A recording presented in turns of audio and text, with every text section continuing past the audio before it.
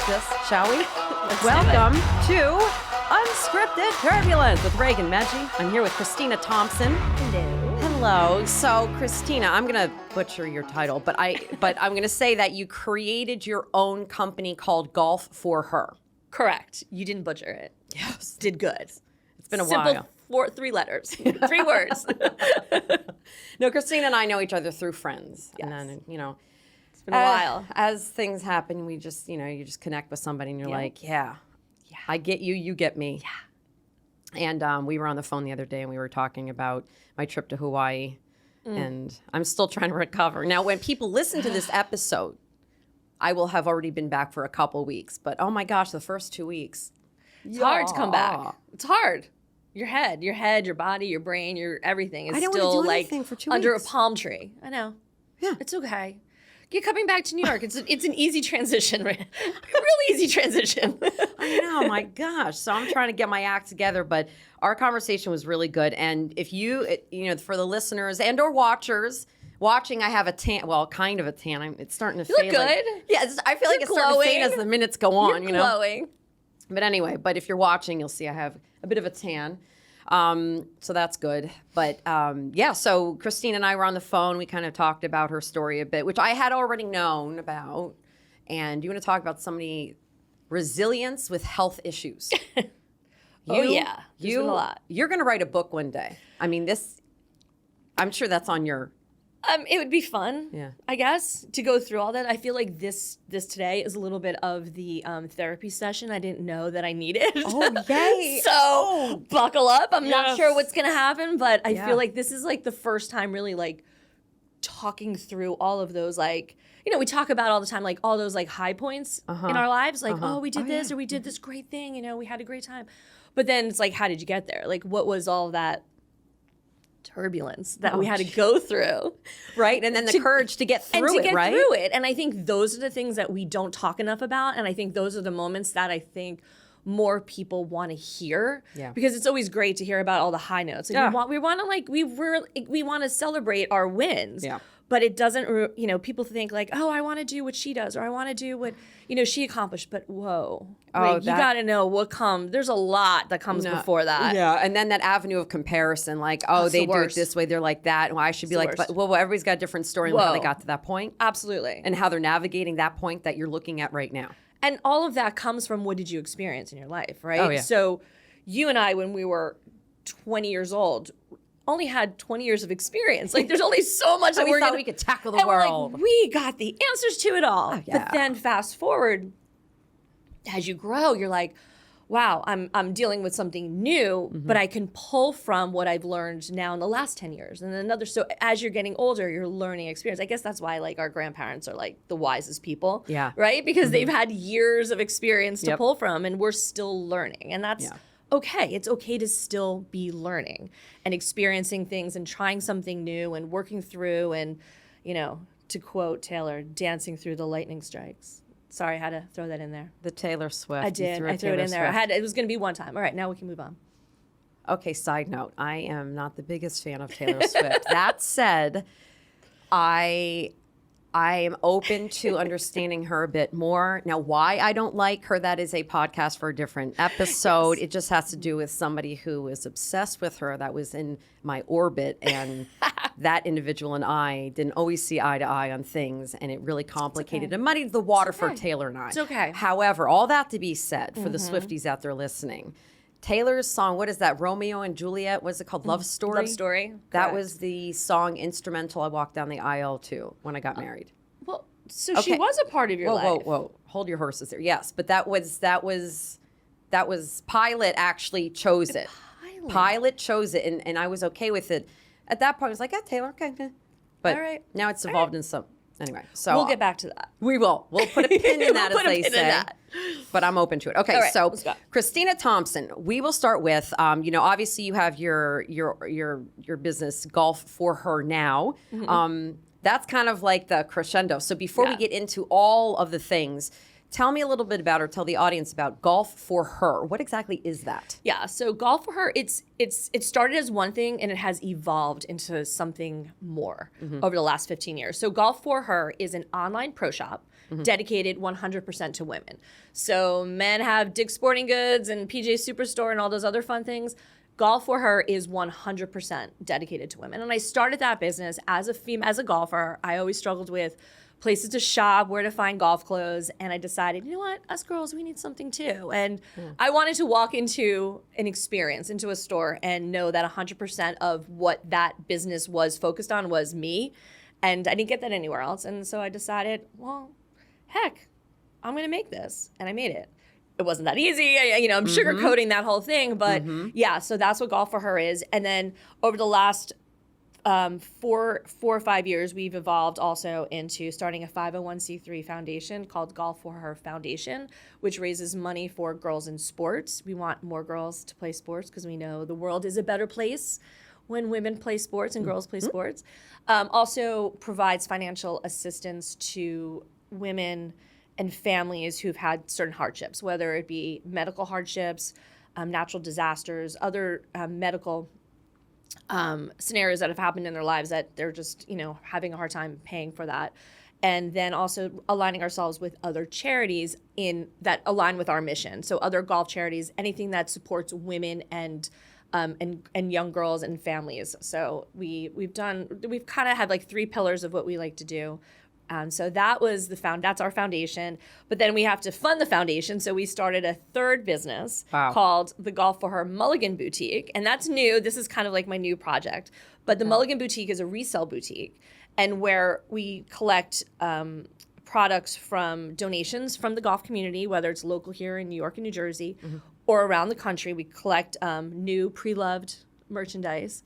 And they also work with our partners, our distribution partners, our designers, and they donate new product with tags that are still on the product, so that we put all of that merchandise on the Mulligan Boutique, sell those items, and 100% of those proceeds funnel right back to the foundation. So that's what we're using to fund the foundation, the way we can give back. So it's kind of like this whole big full circle. We sell clothes, we resell clothes, and we're giving it back to the community. So it's like fashion advocacy, and with the whole intent of wanting golf to be a more inclusive sport, which we're getting there. It's getting there. So we like to do a little part of that. It is. What's really exciting is I know the story behind how this all happened. And I know that, and I cannot wait for you to share it. So we will get into it. So we'll start from the beginning, where I like to start with everybody. Okay. Where are you from? Born and raised? So my hometown I was born and raised in West Orange, New Jersey. Okay. I was born in East Orange, grew up in Belleville, moved to West Orange when I was a little kid, and spent my adolescent life in West Orange. Good people come out of West Orange. Google it. There's a lot of us that come out of West Orange.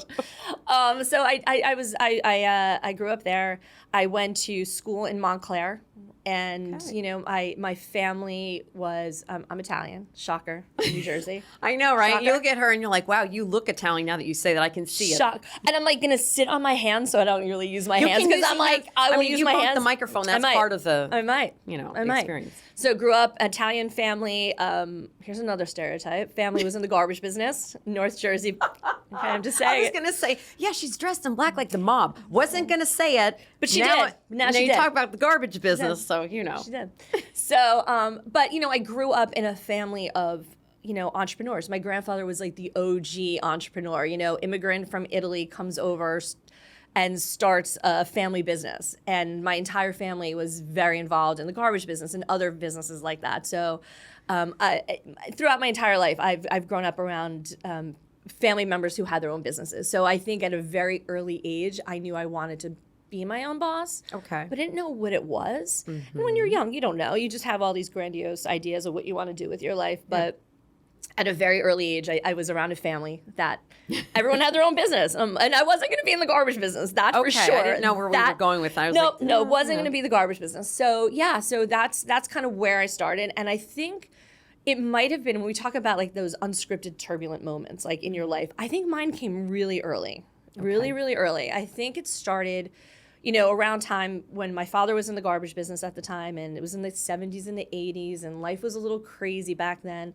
And some stuff, family business was dissolved. I'm just going to say Italians should never be in business together, because especially if you're family members, cause a little trauma. But long and short of it is that I ended up my parents had to pull me out of the school that I was going to. So my elementary school, very young, I had to get pulled out of that school, and I was put in a school 45 minutes away from my hometown in Madison, New Jersey. Small little Catholic or private school. I was 14 years old. My entire life was like ripped apart. That's the hardest time too. I call it the Awful. awkward years, like the Awful. teen. Awful time. And so now I was going to school. I was going to school in Montclair, living in West Orange. Now I have to go to Madison. I was 14 years old. Had to now learn how to take a train to go to school every day when I was 14 years old. None of my friends were there. I was so growing up, I loved sports. I was like, I don't know, could I say tomboy? I was like a little tomboy. Yeah, let's say. So as a tomboy, I loved the New York Yankees. That was like, I was ride or die. I went to the 1977 World Series with my dad. Wow. Yeah. You got a aged lot of myself. points. Got Wow. points for that, right? But I loved sports. I loved field hockey. I wanted to be a professional field hockey player, if that makes sense. If there's even a professional, I was going to say, I don't think that can you be a professional exists. field hockey player? So I wanted this. I wanted sports. Ended up getting ripped away from my friends, and now 45 minutes in like Madison, which to me was like Pennsylvania. Like it might as well have been another state. No sports program that I wanted to get involved with. So at that point, that was like that first moment where I was like, all right, I have to figure this out. Like I have to figure out how to make this work. I'm in a school, I don't know anybody. Ended up leaving there 4 years later. Honestly, the best time of my life. It was the best experience. But so it took a really, really awkward, terrible experience. Turned it out like I had the best high school experience of my entire life. It was during that time that I actually met my husband. We were not friends. We did not like, well, I didn't like him at all, but we actually met. So it was because of that experience of being like pulled out of like my comfort zone, put it into an entire environment that I was not used to being in. It actually turns out to be like one of the best things that ever happened because I got to meet my husband through mutual friends. So, I mean, how do you get through that? When you go, I mean, you're 14, like was there anything you latched onto, an attitude, a person, how did you get through it to make it perfect and not perfect, but wonderful, a wonderful experience? I think sometimes you just don't have a choice. Like you have to say, you know what, I can either curl up in a ball and cry every night, or I'm gonna like step up, and make friends and try to be so like, when you're so young, and it's 14 then and 14 now are two very different experiences. I'll take 14 then for 500. 100%. Absolutely. So I think it was just a matter of, I had gone through, there was a little, listen, I can sit here and have like stories and stories and stories and stories, but it was complicated up to that point in my life as it was. So I just think I like dug deep in there and I was like, all right, I'm going to make the best of this. And, I made some really great friends. It was a small school, so it was very easy to make some great friends. And although my husband and I didn't go to high school together, he went to a high school in the town or in a neighboring town where him and I were able to we met as friends. We didn't really like each other, or I didn't really like him at the time. And, but yeah, as time went on in 1989, we started dating. How about that? That's fabulous. So we started dating. But so again, my point was I took a really bad situation for 4 years and I, was able to make something really good out of it. And I look at the positive everything. Like they always say, everything happens for a reason. Well, I'm going to say my experience with high school, that if I could pick one thing, it introduced me to my husband, and we've been married for 28 years. So yay. And it introduced you to get through really difficult times, really hard. Because that was just the beginning of things that you've dealt with. It was the beginning of things. Okay. Beginning. So now. All right. So now next step, we're going through college. I went to the University of Maryland. A Terp. I'm Terp. Go Terps. Oh, yeah. I'm an owl. You're an owl. A temple owl. That's cute. Owls are so smart. Yes. They're beautiful little birds, they're wonderful. too. Yeah. I know. Terps, we're just vicious. Terps versus owls. I know. I'll take you for a flying lesson. Yes. Anyway, okay. Yeah, so after that, went to University of Maryland, came out, started working right away, right? It was during my early age, in my early 20s, when my first big punch in the gut happened. Okay. Lost my mom when she was only 46 years old. I was 23 years old. My mom passed away from colon cancer at a very young age. Unexpected, back 30 years ago, they weren't screening the way they're screening now. So she was being treated for an ulcer, and she did what she did have, but it masked the real problem that was going on. Ended up being a stage 4 colon cancer diagnosis. So I didn't know that. I knew that you lost your mom, but I didn't know the whole story behind it. Yeah. She was. She went in to find out why her ulcer wasn't getting better, And turns out that she had a very large tumor on the right side of her colon that had spread to her liver, and it was terminal at that point. So so that was March, and she was very fortunate. We were able to she went to a clinic in the Bahamas, which is still in the Bahamas, and it treats terminally ill patients. So she had gone down there to do some treatments down there, some like let's Hail Mary, Hail Mary, let's try something new. So she went down to the Bahamas for that. I went down to visit her in October, and the morning after I got there, she passed away. That's a whole nother talk about trauma moments. But she passed away while I was with her. I mean, she went into cardiac arrest. I gave her CPR to revive her. And she passed away. It was just too much. So yeah, I was with her when she passed away. So I was 23 years old. My brother was there with me, who was only 16 years old at the time. So it's just you and your brother. So, and I have a middle sister.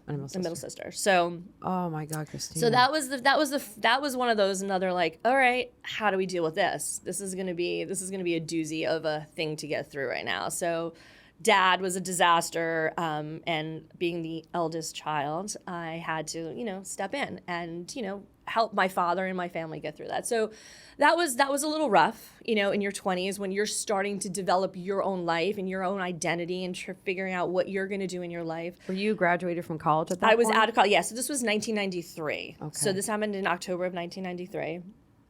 And now it's like, okay, well, what am I going to do with my life? So you kind of put a few things on hold. Again, very fortunate. I had my boyfriend at the time, but got through it. I have a great friends circle, and they helped me get through all that. But, I look back at my life, I'm like, all right, I can do this. I've had hard things happen. I mean, I'm only 23, but I got this. I can do this. So, I had a great job. I was working at a small medical equipment company in Livingston, New Jersey. Great family, gave me the opportunity. I started out filing. I was filing, answering phones, but I knew I wanted to be in marketing. What did you go to school for, though? Was it marketing? Yeah, marketing. Okay. That was my major. So I always knew I wanted to do that. But I needed to start somewhere. I had to start somewhere, right? Couldn't be the CEO of a business at 23 years old. I guess some people think that they can, but I can't. I was going to say, well. Yeah, some people can. I didn't have the experience to do it yet, but so I was like, all right, let me start at the bottom, worked my way up, and I stayed there for a really long time. I stayed at that company for a long time, learned a lot, took on new responsibilities, and said, okay, I got to make this my own thing. In that interim, I got married in 1997. I got married. Still worked, was having a great career. I was, went from, like I said, answering phones. Now I'm a VP of marketing of this particular small business. And I'm like, all right, this is good. I wasn't in love with the job, but I knew there was more. But I'm like, this is good. I've got stability here. I've worked my way up.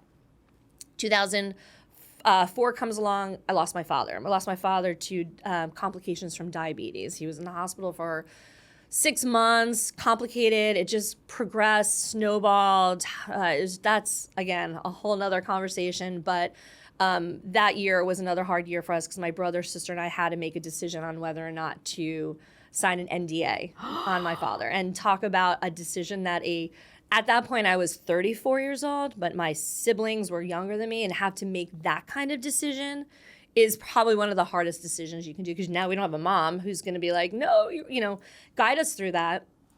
We literally had to make that decision all by ourselves. So that was another moment when I felt like, all right, let's dig our heels in. Let's figure this out. We can get through this. It was hard. I'm not going to lie. It was a hard decision to make to do that.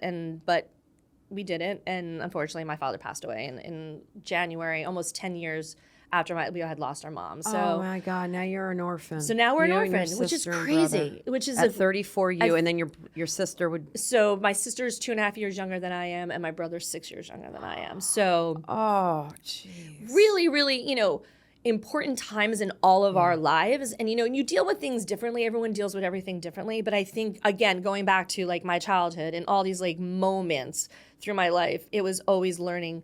All right, this sucks. Yeah. But we have to get through this. So let's let's find calm waters here. Let's figure this out. And yeah, no, it was definitely a very hard time, because that was like that moment when, okay, that whole path, like our moms and dad are, they've passed. And I know I'm not the only one to have lost mom and dads, Yeah, but it's, young, to hear somebody talk about it is a little different, It's hard. It was definitely hard. But it was at that point for me, professionally, like, all right, life is too short. Like, I need to do something that I love. I need to find passion in what I do.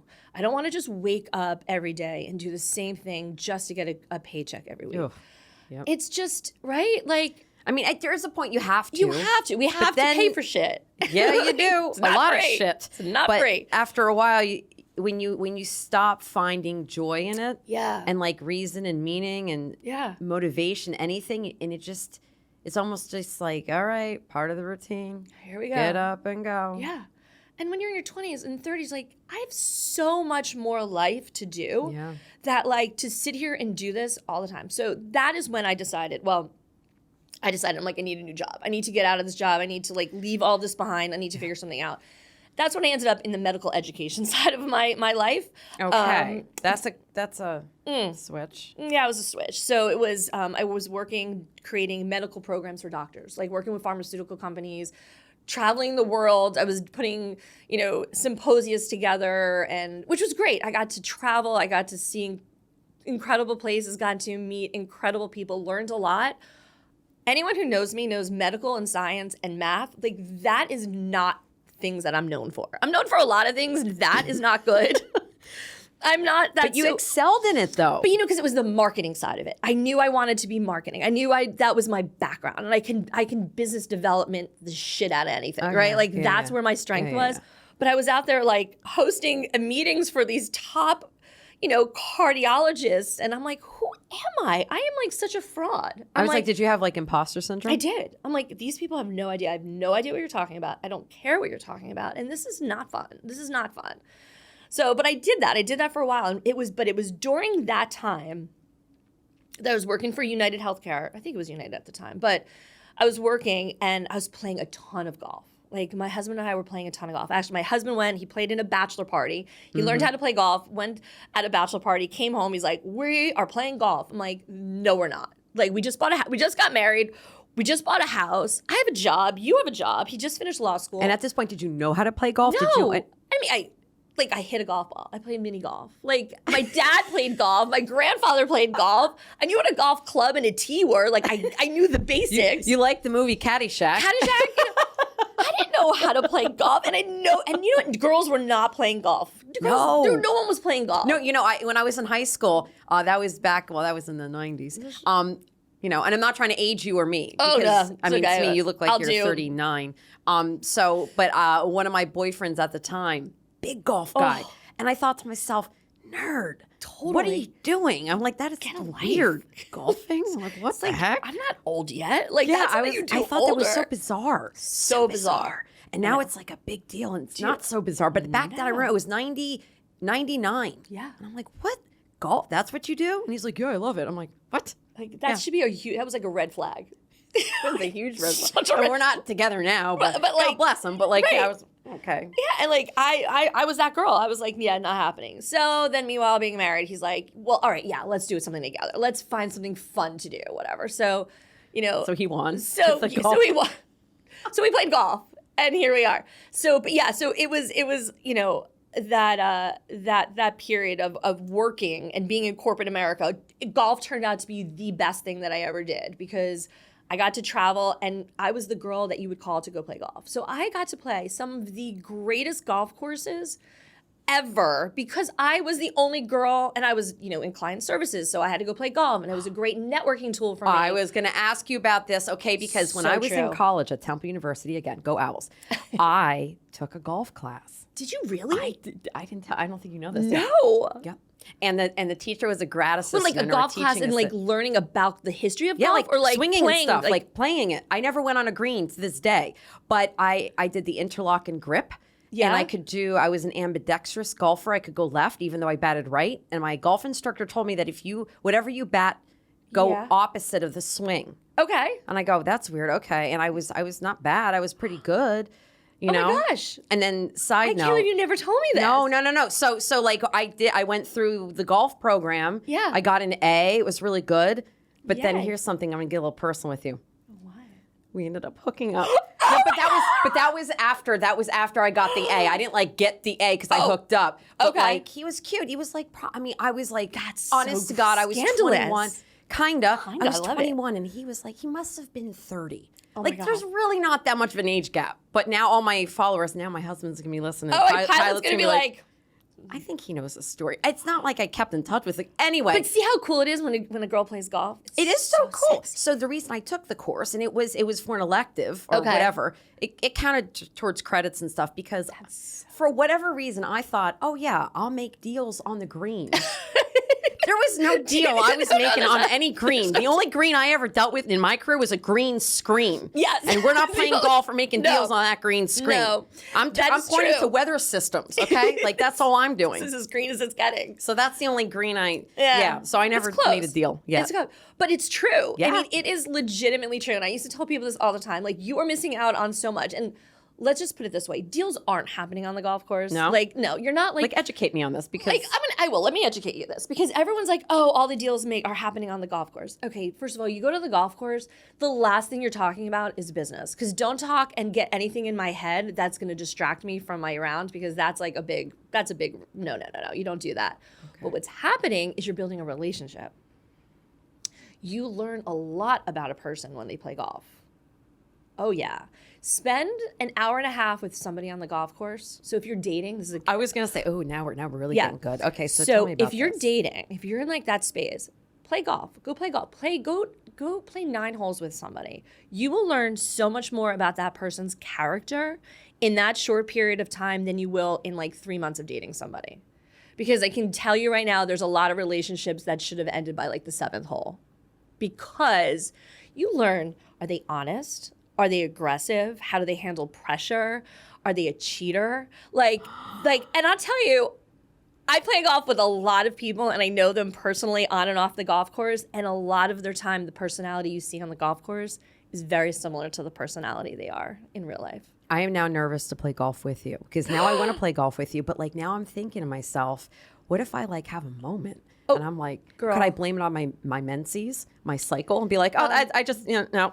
Raegan, I have know? entire list of things you can use to blame. I've got every excuse in the book that if you want to play. No, it's such a fun way to like get to know people. And then you start realizing that you want, like in life, you want to spend time with people you like. Same thing with golf. You want to play golf with the people that you like. Okay. And it's really quite eye-opening. I think that's like one of the best things about golf, period, that I don't think enough people take advantage of because it's a great tool. It's a great tool for personal and business. So no, deals are not happening. There's no one walking around with a piece of paper and a clipboard saying, can you sign here? Can I like send you a document? But what's happening is that then you go back to the 19th hole and you're like, let's have a drink. And then you're like, you decide, like, listen, let's talk business.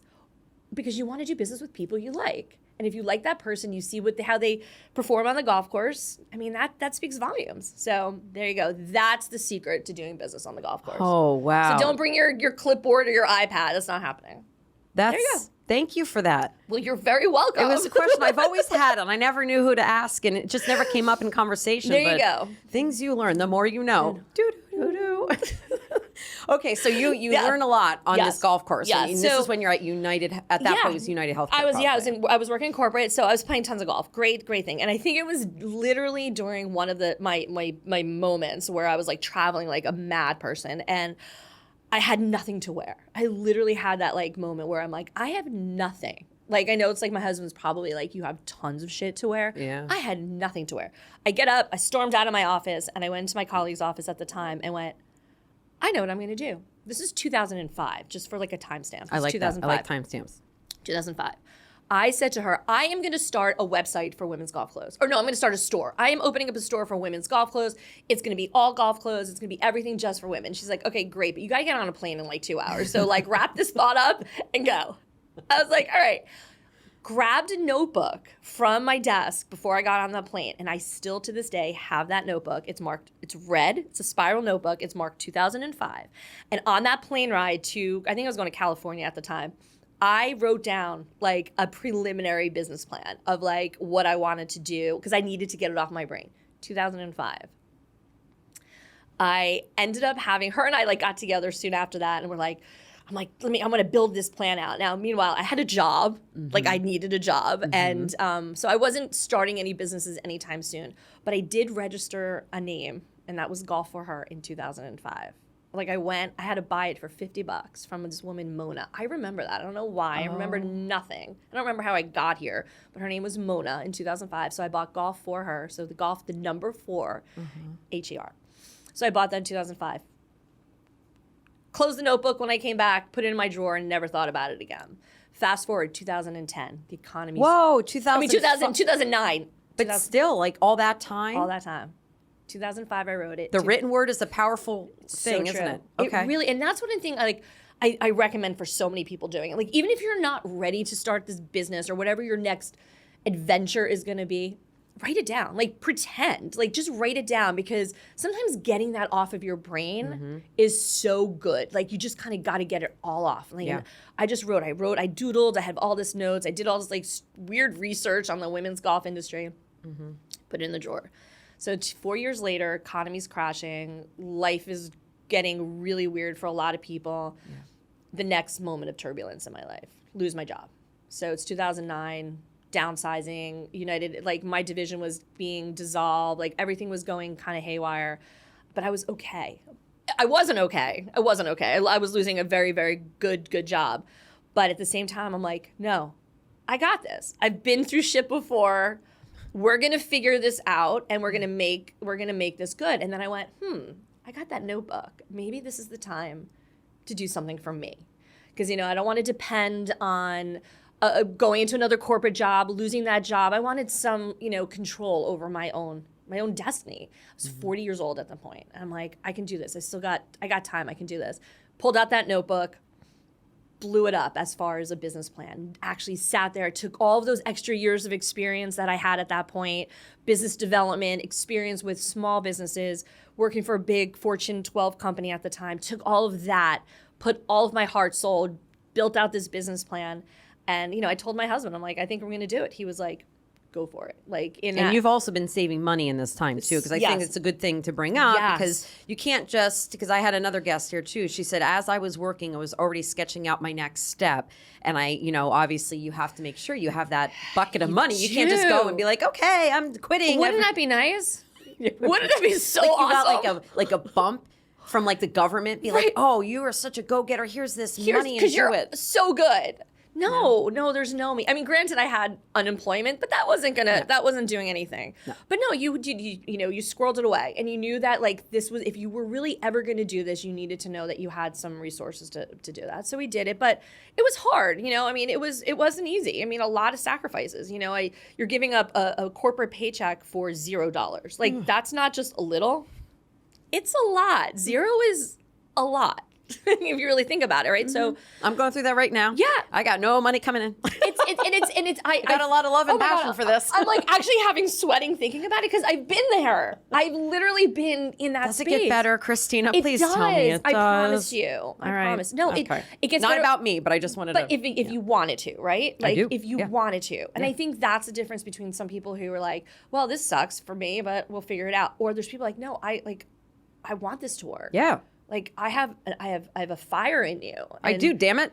This is going to work. It's going to work. And you have to tell yourself that it's going to work. And I think, so I was like, I'm scared to death like right now. Like this could be a colossal waste of time, money. Like, what am I doing? I'm missing out on chances to get jobs that like maybe other people are getting right now. Like it was so much to juggle, but I'm like. Wow, you have to quiet that little voice in your head about comparing like, oh, other people are getting this. Am I missing out? Like, should I still be doing it? Every day it was like, wait, should I be going on that interview because that's a job that I might be getting because I'm gonna roll my dice on this thing that's an idea?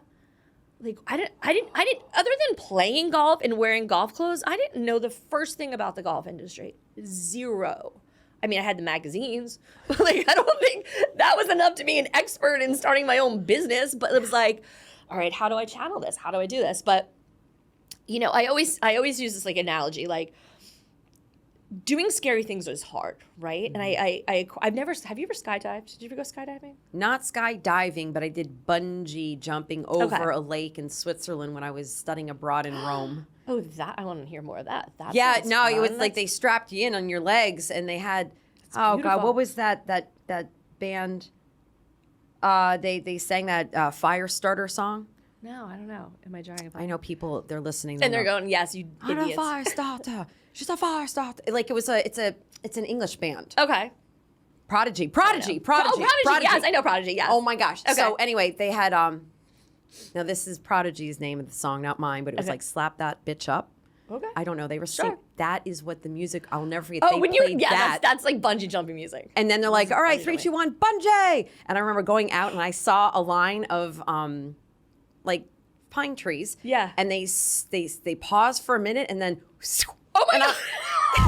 That's awesome. And all I kept on saying going down was like, oh my God, oh my God, oh my God, oh my God, oh my God, oh my God, oh my God. And I said up again and then, oh my God, oh my God, oh my God. But it was, Right. yeah. So Now, yes, let I me have ask you done. that question. So when you were standing on the edge, ready to jump, Yeah. how scared were you? I was, but I had to do it. That's how I think about every big decision that I've ever made in my life is imagining myself being standing on the edge of a door of a plane and I have the guy I'm in tandem with the guy in the parachute behind me. I have all the tools, all the things I need to be safe to do it. I'm scared to death to jump out of this plane because that is a very scary thing to do. But that moment that you decide, all right, I've got the tools, I've done the work, I just have to jump now. And that moment is how I feel about every major decision that I've ever had to go through in my life, that just now jump. Like, and that feeling of that adrenaline, like, oh my God, I did it. Like, Yeah. I'm doing it and I'm scared and I'm still scared. I'm scared for that 30, whatever, however long it takes to get to the bottom. But then you land on your feet and you're like, I got it. Like, I got it. And like, that's how I approached this opening and starting this business and all the other things I've gone through after that is that moment. Like, all right, I did the work. I have the safety net behind me. You know, I've got the guy who knows what they're doing and then and just do it. Just jump. Just, you got it. Because if you don't and you back in, you'll always regret that moment. Oh gosh, it's like that pause, but then that pause, you overthink and you think Yes. and then you just do it. You could talk yourself out of drinking a glass of water if you really tried. Like, you could. Well, that's a good point. But you have to just drink it because our body needs it, right? So that's how I felt about this. So I was like, did the research, I know what I'm doing, did it. So flipped the switch, went live, don't know what I'm doing. Now I own a website. What the fuck You can am I say it. You doing? can let it out, Christina. What the fuck am I doing? How did I get here? That felt I know good. I got here. I got here because I experienced things. So anyway, so fast forward. I could sit here for 3 hours and talk to you. I know this is really fun. I'm sorry. I know. We have. We have enough more time. Okay, See, I good. have usually an hour because I rent this space in Gotham Production Studios, which is a phenomenal place. They're not paying me to say that, but I'm just going to say that on my own. But we have time. All right. So fast forward, start the business, great, all is well and good. Lots of really cool things happened during that period. And I'm cruising around 18 months in, like, this is great. I have a business, it's growing. I've got sponsors, players, like, I have a business, I'm doing it. And then I was diagnosed with cancer. I was diagnosed 18 months after starting my business with stage 3 colon cancer, this same exact cancer that killed my mom in 1993. Brutal. Okay. Brutal. What is going through your mind when you find out that at that point, shouldn't you have had blood work tests? Was that even a thing back then? What did you think you misstepped? Did they not pick up something? What was going through your mind? Worse than that. The worst part of it is that since my mom's diagnosis in 1993, or her passing away in 93, I had been going regularly for colon screening. Every 3 years I would go, because now I'm an advocate now. Now, mind you, I went an advocacy on top of all of this. I am not going to lose another friend, a loved one, myself. I am going to lose nobody to colon cancer. It's not fair. It's preventable. We can catch it early. So my doctors had me on a routine of getting screened every single 3 years. Well, guess what? No. About 2 years after my last colonoscopy, it was when I was diagnosed. And you want to know how I got diagnosed? I was actually at a golf clinic with a friend of mine down in Florida, and I was having back pains. And I'm like, I'm having these crazy back pains. Everyone's like, well, you just started your own online business. All you do is sit around. You don't exercise. You don't eat anything. You drink Red Bull all day and Nutella. Like, you are doing nothing healthy for yourself. It's the best thing in the entire world. Well, I mean, you're also Italian. The Nutella, it's like in your blood. Yes, it's part of my DNA. So I mean, I'm doing nothing healthy for myself. They're like, of course you have back problems. You're sitting in like a shit chair on a little computer, blah blah. I'm like, I don't know, something's not right. So honestly, again, my biggest thing for everyone is you have to be your own advocate. Something wasn't right. I wasn't feeling right. I went to my doctor. I'm like, I don't know, maybe I'm celiac. That's when celiac was really becoming like things that people were being diagnosed with. Anyway, he said, no, you don't have celiac, was tested. He's like, let's do an early colonoscopy just to be safe. Let's see what's going on. You and you at this point already had your colonoscopy. I had my about 2 years prior. 2 years prior. So sure enough, went in for a routine colonoscopy. Routine, like just go, let's do a little scope. And that's when they found a massive tumor on my left side of my colon. In 2 years it grew. In 2 years. So it was at that point, the entire team, I think at St. Barnabas, which is now Cooperman Medical Center, was like, wait, this is not right. You've got a lot of family history. You're 41 years old. You've been diagnosed with a very aggressive tumor. Something else is going on here. So I ended up getting genetic testing done, a year later, but had testing done. I have something called Lynch syndrome, which makes you highly prone to, not prone, I don't know if that's the right word, but it's susceptible to having multiple cancers in your lifetime. Oh, that's awesome. Let's add that to the list of shit that I got to deal with now for the rest of my life. Cool, I got it. So anyway, ended up having all of my colon removed except for I don't know if that was TMI, but yes. No, it's not TMI. I just told you I hooked up with my professor of golf. Which I'm going to remember that. And always. I remember his name, but I'm not repeating it on here in case he's listening. Okay, anyway, so I had my colon removed, all but like a small portion of my colon removed, had major surgery, went through 6 months of chemotherapy. Now, mind you, I just started my dream business. I'm 18 months in. I was actually running my business from a chemo chair with an IV in my port in my chest, with my computer, answering customers, shipping, doing everything from a chemo chair at St. Barnabas in Livingston. Yes. I did have some friends who chipped in. I was very fortunate. I have lovely friends who knew the situation, and they all kind of chipped in and helped me get through it, which I am forever grateful for. But yeah, so that was like 6 months of misery and like, oh my God, am I going to die? I can't believe I just started my business and I can't stop. But it was like that thing that like, I'm like, no, there's no fucking way cancer is going to win again. No way. So mind over matter, push through it. And that's why I think a lot of the reason why I love my business so much is because it has been there for me for like a very tough time for me, but has given me so much beauty after the fact that like it is just everything to me. And that's why I will fight for it always fight for this and for what our mission is and what my goal for having the business is. But yeah, so that was a really, really hard time to get through. And that was, again, another punch in the gut, another time where that unscripted turbulence comes in when it's unexpected and you're like, how do I get through this? All right, let's go back into those past experiences. All right, I got through it. Let's push through it. And you pull from that. And I think, I think a lot of people pull from that. And I think that's great. Oh, excuse me. And I don't think anyone wants to have those experiences. No. But you have them. I think it's interesting because I always look at when I get caught up with like a difficult situation or I think of a why me situation. I always think to myself, there's a reason I'm going through this. Yes. Because it is preparing me for when I need to call upon however I get through this specific situation. And damn it, that works. So it does. And sometimes you don't even know. No. Sometimes you don't even know why something happened to you. And you may never know. But all you know is that you got to this point. Yep. For whatever reason. Mm-hmm. And I think that's something that a lot of people need to remember, right? Like, just because, you're going through a hard time, it doesn't last. But it's how you handle it, how you manage through it, how you, pull from past experiences and what you want to see on the other end of that. I think that's important too. And I think a lot of times people get so caught up in the moment, like, this sucks. And yeah, of course it sucks. It sucks. There's a lot of things in your life that are gonna suck. Like, a lot. Like, there's not enough tape in that recorder to record all the shit that sucks in our lives.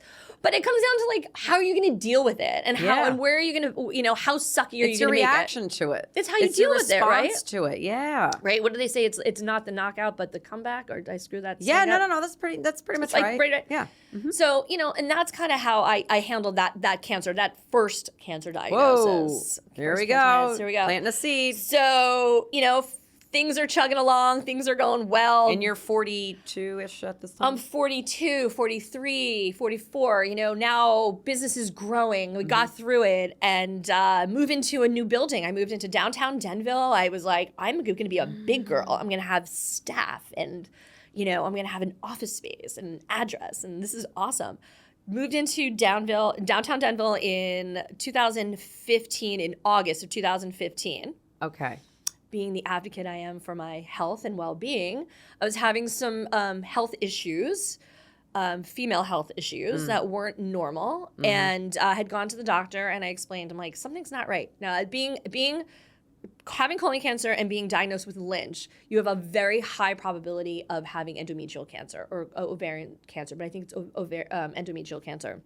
Yeah. So for somebody who doesn't know it's basically the lining of your uterus is enlarged. Okay. I don't know what causes it. Yeah. Again, no. Medical, not my thing. Got it. Marketing, noted. yes. Medical, no. But I know it happens to me. I don't really know what happens. Yeah, no. But so I had gone to the doctor, and the doctor again told me, you're under a lot of stress. You have your own business. Like, yeah, but no, that's not really going to work for me. So I ended up going to my other doctor, and I told her what the problem was. She immediately did a biopsy, and about 5 days later, she called me back and said I had endometrial cancer. I'm like, are you fucking kidding me? Oh my like, God, do I start these big moment things and then I get punched in the face? As because I can handle it? They say like, God only gives you what you can handle. He won't give you what you can't. Well, then clearly God thinks I can bench press like a Buick because I feel like looking at it. Yeah. I feel like really like now another cancer diagnosis. I just moved into this building. I have employees. Now I'm like stressed. Like I have people I'm responsible for. Before it was just me. Now how interesting. You're thinking about everybody else but you at that point. I think it's again, going back to the part of my childhood I didn't talk about, like always taking care of other people, right? Yeah. And I think that's just me. Maybe it's the eldest daughter type of scenario. Yeah, I'm the older kid too. Yeah, so you kind of feel like that's your job to be like. Yeah. But as a business owner, God, now I have people that are responsible. I'm responsible for. I need to make sure there's a business here to pay their paychecks. Because anyway, so started going through that. But anyway, ended up having a radical hysterectomy. So and that's taking everything out. I felt like a hollowed out Easter bunny. Like I'm like, what else can we take out? While you're in there, what else don't I need? Because while you're in there, you can take it all out. I'm never gonna look at a hollow Easter bunny again the same way. I ruined Easter for everybody, haven't I? It's fine. Sorry. So that was another moment again. Like why am I going through this again? So there was that situation. That was And fun. how long did that whole recovery? It was awful. Chemo? I'm not going to tell you. Anyone who's making. I'm not going to sugarcoat it. I think my hysterectomy was a harder recovery than having my entire colon removed. I don't know why. I don't know. So I don't mean to scare anyone who's listening who might be going through it. It's great. There's nothing wrong with it. But listen to your doctor and just stay on bed rest. Don't force yourself. You didn't do that? No. So it's a self-inflicted wound on myself because, I've had a few more of those too. But I'm not a very good patient. I'm impatient. I'm an impatient patient. But I think that like fervor, that passion, that power that you have, that impatience that you have, kind of helps you heal and helps you push to the next level. So. Probably. That's why you have it. That's probably true. You might get knocked down a couple of times with these diagnoses or diagnoses. Yeah. But however Plural. you say that, yeah. I should know too. But anyway, it's true. I think that's how you get through it because you have that in you. Yeah. You're a fighter. You have to. I think you have to. And then so like just fast forwarding through a couple things. A couple years went by, and then I decided, you know what? Let's take the next step. I'm going to open up my store. Go back to that 2005 book. I'm going to open my store.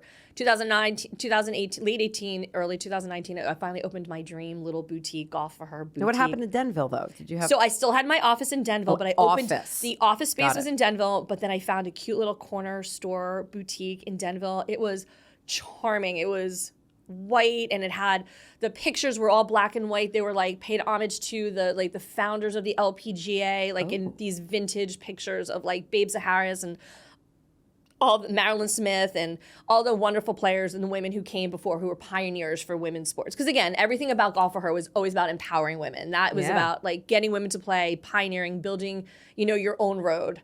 Not, following in another road, but like building, creating that road. So that's so, and then I had beautiful clothes and everything was great. So that was, let's timestamp that. That was 2019. Okay. 12 months later, COVID. The world shit on me yet again. I took it personally. Yeah, so we had our first year open in the store, 5-year plan, everything is going great. We're going to open multiple stores. And then March of 2020, right before the golf season started, had to shut down the store. It was, I think I cried for like 48 hours. I think I cried. I mean, I didn't cry during any of my cancer diagnoses, anytime I had cancer, any chemo treatments, anything that I ever had to go through. I don't think I cried. I cried once, but I don't think I cried.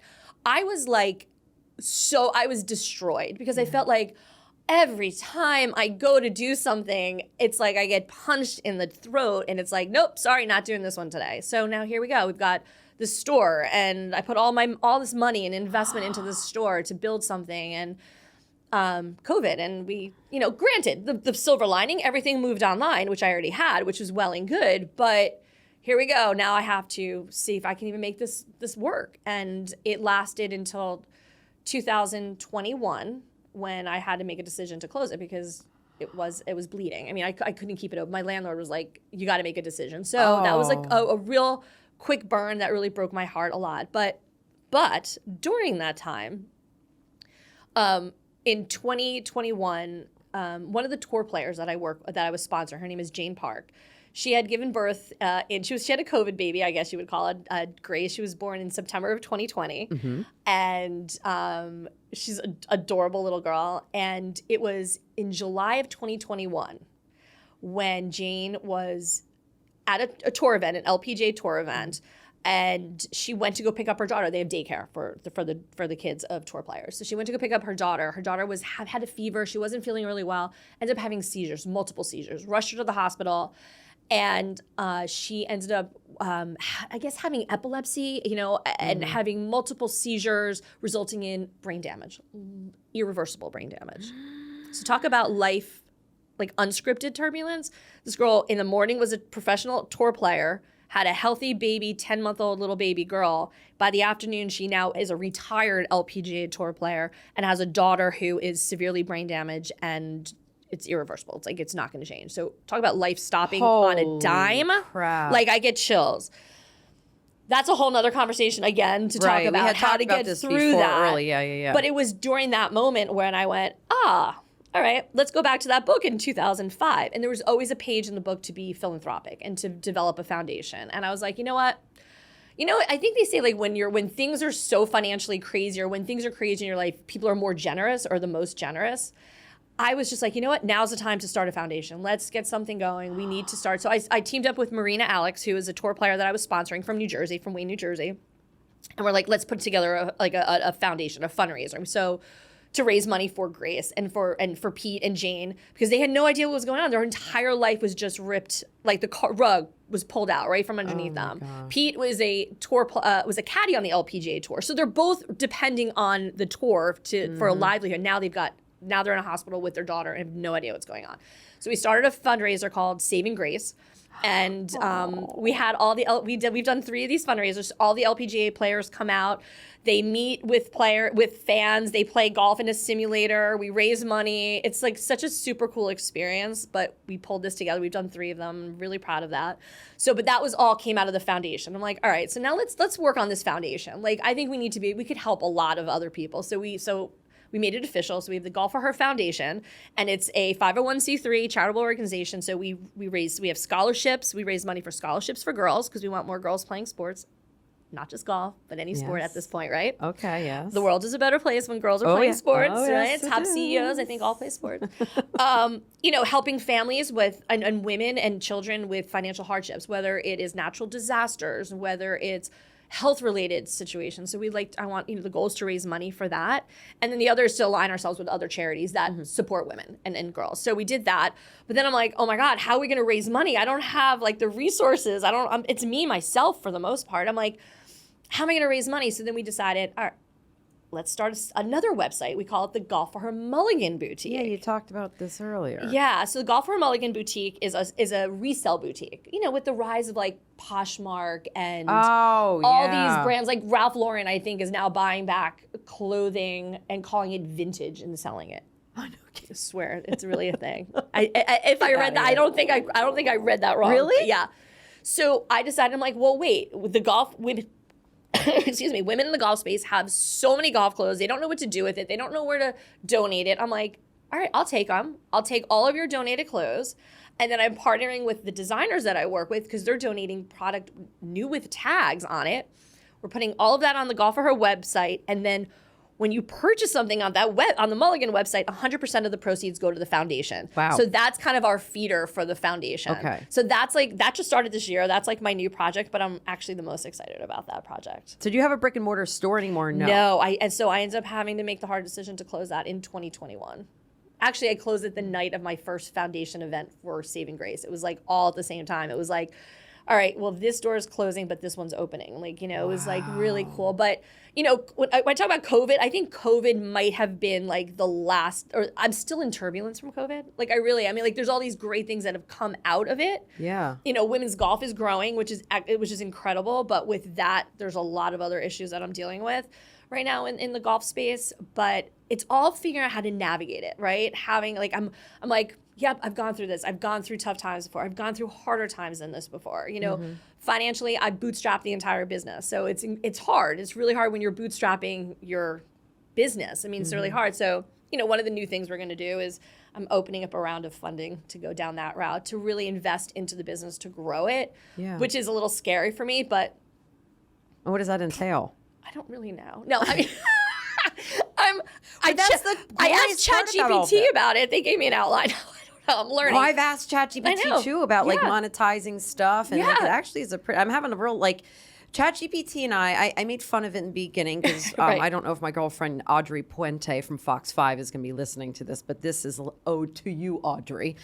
She had me come over to her apartment. This was a couple months ago, and she's like, I want to have like a study session about ChatGPT, right? Yeah. I'm like, why? She's like, no, I don't know why she thought she needed to teach me. Probably because she knew me working with her and how do I really need that anyway? So she was like, yes, but I called it ChatGTP. Yeah, I've heard it destroyed. I was like, whatever. Doesn't matter, you know it. Well, I am so eating my words because ChatGTP and I, GPT. it's like I asked it to go out and it said yes. And now last night I went down a rabbit hole last night about Scientology. It started with Kelly McGillis from Top Gun, went to Tom Cruise, and went to Scientology. Anyway, but yeah, so ChatGPT actually is opening, it kind of like makes you say, like, how are you going to do this? Because I don't know one iota about, what is it, crowdfunding? Crowdfunding? Yeah, crowdsourcing. Yeah, crowdfunding. Okay. I know. Well, I mean, yeah, I don't know either. And I think, I just started talking to people. I'm like, what do I do? How do I do this? I have a business that I want to grow. I have no idea what I'm doing, but I'm not scared. Like, right? Like, I've gone through. That's clear after your entire life story. Like, you're not scared of much. I'm like, why am I going to be scared? If I make a mistake, I make a mistake. If I don't want to make a mistake. I'm not. Right. But like, I think I've gotten to the point I wouldn't do this unless I had the utmost confidence in myself. But I think you just kind of have to go, wait, this is the next step. Like, I have to figure this out. I'm going to learn something new, something I've never done before, but others have. Others are doing it. Like, why can't I do it? I love that. So if it fails, it fails. And I don't think it will. I wouldn't do something that I intend to like be like, maybe it will, maybe it won't work. No, I know it will succeed. It's just, how do I get there? And, trying to dig into that confidence. And, oh my God, stressless and sleepless nights. We all have them, right? Oh. Like you're just laying in bed going, why am I thinking about this right now? Oh my gosh, I've had more of those, but not in a terrible way. Like it changes from going from my TV days to what I'm doing now, my entrepreneur days. That's look what you're doing. Yeah, like there are nights where I wake up and I'm like, but it's a weird inner dialogue I have now. Yeah. It's no longer like feeling like I'm getting pushed aside. It's more like, all right, how am I going to push through all of this turbulence to try to like figure out what my next step is to do the next big thing, and and I think like once you just sit back and you're like, this is what I'm good at. This is what I know I can do it. It's just, and and you're at sometimes it takes time to do it, you know? And exactly. And there's a lot to learn. But listen, You're at the edge. Are you jumping? I have like 1 foot. I'm 1 foot. I got 1 foot. You're jumping. I'm ready to jump. And I'm actually sitting here. I'm getting like that feeling of like, oh my God. Because I think I'm dragging my feet a little bit because I don't know. Yeah. But I think like it's going to happen. I don't want to think too long. Like I don't. Because your history shows me that you don't. You jump, man. I do. You got to jump, man. You do. Trust your gut. So let's talk about future dreams. I like to always kind of wrap it. And then I have another question after that, which we'll see where it goes on that one. Okay. But where is your hopes and dreams? Next step for you? You know, honestly, I really want to spend more in the foundation, the advocacy side. Okay. I do. I think that I think what drives me every day is I watch my niece and watching her grow and having the whole world in front of her, you know, and I want to be able to show women and give them strength in random things. Like, right, it's everyone, we go through our life saying you have to do this, this, and this. It has to be done in this order. And it doesn't, because life happens. Like, shit happens in your life. And if you set yourself on a path where it's like, I'm going to do this, check it off the list. Do this, check it off the list. You're going to be incredibly disappointed in yourself and in your life. And I think that's where some disappointment comes in, and depression might come in with some people, like, I'm not achieving the goals that I want. Well, maybe those weren't the goals you were supposed to achieve because you ignored all the other signs along the way. So I love the foundation side. I love being able to give back and to help, and using a platform like sports or golf to be able to create a mechanism to encourage women to be confident. I actually had one person say to me one time, and I'll never forget, and I wish I could remember her name, and I feel terrible for forgetting this, but it was my 5-year anniversary, and I was like, yay, I made it to 5 years. Everyone said you're going to fail in 5 years. Not, I mean, to me personally, but right, that's like the 5-year mark. 5-year mark, right? Yeah. I'm going to have this big party. So anyway, so I had a party, invited all these people to this golf place in Jersey, and we talked, and I did like a little speech and whatever I said, and there was a bunch of people, some people I didn't know in the audience. So that was 2015. About 2.5, 3 years later, I was sitting on a panel, and this woman that was there at my 5-year anniversary happened to have been in the audience of this panel, and she came up to me and she's like, I just want to tell you, she's like, I was so impressed by the amount of like love and passion you had for what you were doing and how grateful and all this great stuff. She's like, you actually moved me. She's like, I ended up quitting my job a few weeks after that because I said, I want to love my job and what I do. I don't care about the money.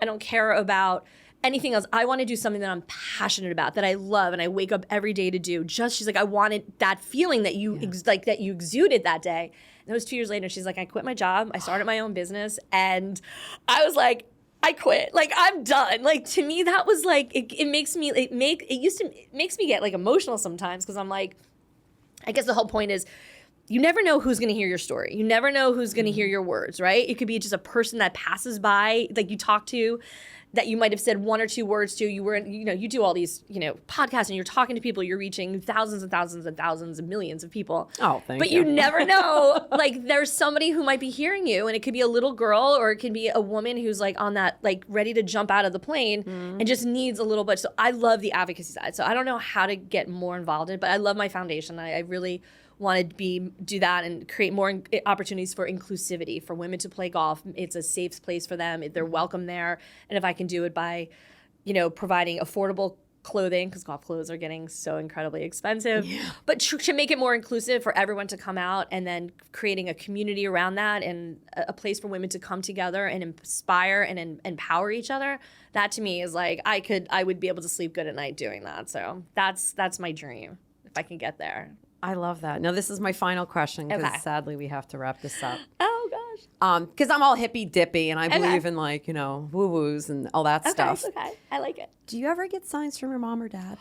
Because I wonder if they're like, You want me to cry? No, I was thinking about this because I think like how yeah. proud your mom and dad would be of you. I And you were robbed of that. Yeah, it's funny.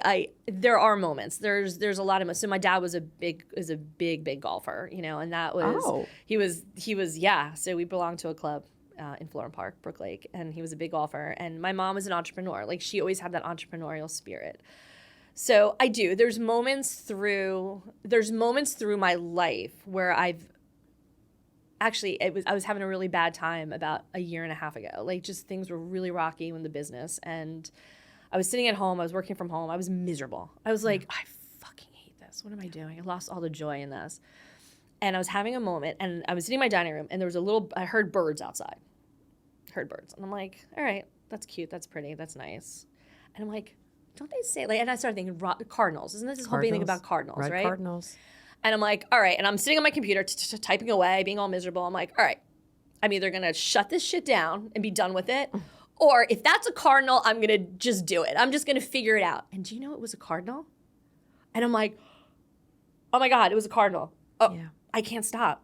And I know that some people might think that's crazy. No, not but on this I've never platform. seen a cardinal. And it was sitting on like the branch in front of the window in my dining room. Like I went like this, and there's this little red cardinal. And I went, damn it. Now I got to keep doing this because I was like, no, that was one side. And then my one dream, like how to incorporate my parents into my life, my business. I want to do a golf outing. Like my dream is to do like a golf tournament, a golf outing. And I want the trophy. This is how my brain works. I already have the name of the trophy, but I want to incorporate my family name into the trophy. So my maiden name is Pucillo. Okay, so it's Pucillo. Mm-hmm. But if you spell it in reverse, it's Ollie Cup. So I want the trophy to be an Ollie Cup. That's it. I'm just gonna add it on that. That's my dream. Like to me, if I can like have a tournament where the winner gets the Ollie Cup, then I went full circle and I brought my entire family into my whole process, and I can set off onto the fairways of heaven, and I'll be happy. So that's oh my it. There you go. gosh. Does that answer your question? Or I love it, yes. And I would like to be part of that Yes, tournament and fair. actually finally be on a green to play. Yay! You'll be. Then in I'll have my foursome. full circle moment. I love that. Deal. All right. Well, we are out of time, unfortunately. This was fabulous. Thank you, Christina Thompson, for dropping into Unscripted Turbulence and sharing your story. And what a story it is. And it's still continuing. Still That's continuous. fabulous. All right. Thank you. Thank you. And thank you. Bye, friends. Take what lands, leave what doesn't, and keep moving forward. Follow wherever you're listening, and if you are watching on YouTube, hit that subscribe button. It helps more than you know.